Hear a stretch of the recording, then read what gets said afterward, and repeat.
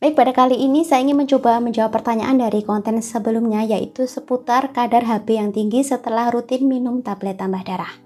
Pertanyaan yang sudah masuk adalah, Kak, saya setelah rutin minum tablet tambah darah selama 7 hari haid setiap sebulan sekali, mulainya HB 8,9, setelah 1 tahun menjadi 17,4. Apakah normal dan perlu menurunkan HB dan bagaimana sih caranya? Jadi untuk wanita dewasa yang tidak hamil, kadar HB yang normal adalah berkisar 12-16 mg per desiliter ya. Oleh karena itu, kadar HB 17,4 ini termasuk kategori yang tinggi. HB yang tinggi dapat menyebabkan darah menjadi lebih kental yang berisiko meningkatkan pembekuan darah atau trombosis yang dapat menyebabkan penyumbatan pembuluh darah.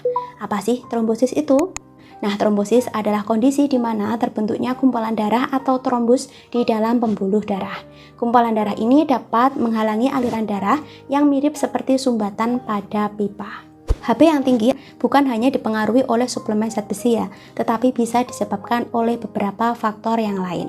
Berikut adalah beberapa penyebab kadar HB seseorang menjadi lebih tinggi.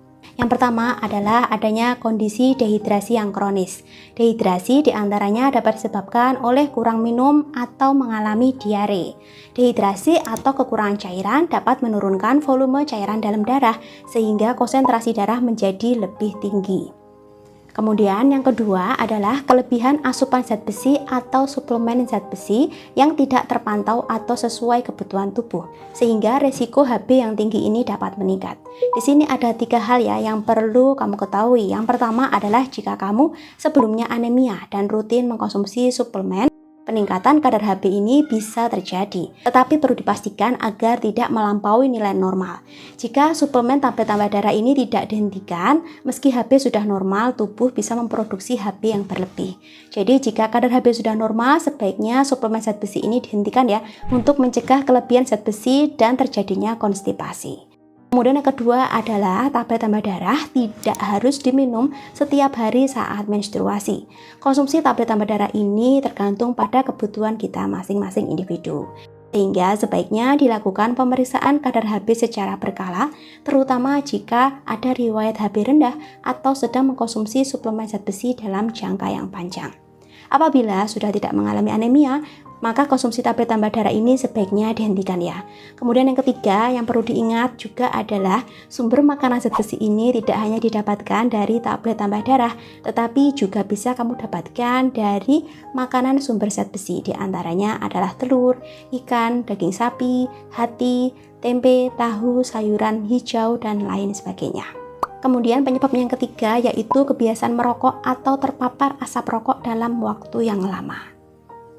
Lalu penyebab yang keempat adalah beberapa kondisi medis seperti gangguan genetik, kekurangan oksigen akibat permasalahan paru-paru seperti PPOK atau penyakit paru obstruktif kronis, kemudian penyakit jantung dan lain sebagainya.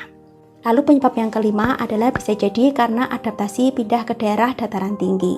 Tinggal di daerah dengan ketinggian yang lebih tinggi ini dapat memicu tubuh memproduksi lebih banyak HB untuk mengangkut oksigen. Nah, sekarang kita masuk ya ke bagaimana sih tips-tipsnya untuk menurunkan HB yang tinggi. Untuk mengurangi kadar hemoglobin atau HB yang tinggi, kamu dapat mencoba beberapa hal berikut. Yang pertama adalah hentikan konsumsi tablet tambah darah, terutama jika kadar HB kamu sudah di atas normal. Jika kadar HB tetap tinggi meskipun suplemen dihentikan, konsultasi lebih lanjut ya diperlukan untuk memastikan tidak ada gangguan medis yang lain. Lalu yang kedua, pastikan tubuh terhidrasi dengan baik, yaitu dengan minum cukup air putih. Kurang lebih adalah 8 gelas per hari. Kemudian yang bisa kamu lakukan yang ketiga adalah berolahraga secara teratur. Pilih olahraga yang sesuai dengan kemampuan fisik kamu yang ringan atau sedang dan lakukan secara teratur. Lalu yang keempat adalah tetap mengkonsumsi makanan bergizi seimbang dan batasi makanan yang mengandung zat besi yang tinggi. Kemudian yang kelima adalah menghindari paparan rokok dan paparan karbon monoksida. Lalu yang keenam adalah melakukan pemeriksaan kesehatan secara rutin, pantau kadar HB dan kondisi kesehatan kamu secara berkala. Kemudian batasi asupan makanan yang mengandung lemak jenuh dan juga lemak trans yang banyak terdapat dalam makanan olahan, seperti daging yang diawetkan seperti salami, sosis, daging merah, keju, mentega, dan lain sebagainya. Selanjutnya adalah jangan lupa juga untuk makan buah dan sayur secara teratur.